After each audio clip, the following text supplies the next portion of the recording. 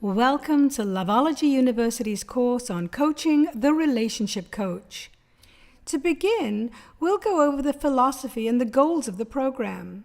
The first goal is to make a difference in the quality of your life and the lives of others.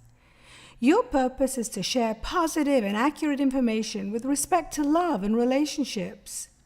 You are working to get positive results that enable and empower clients to give and to receive love. You will now learn many skills and techniques to use while working with your clients. All of them are broken down into 5 easy steps for you. Step 1, the purpose of the technique.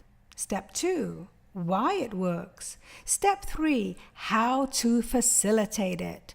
Step 4, what the benefits are. And step 5, cautions, if any.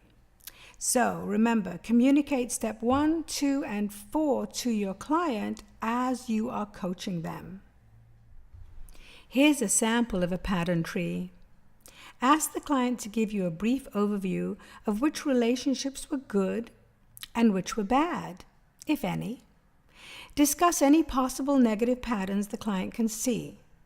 Then ask your client to share at least one thing that they would now change from a negative into a positive pattern.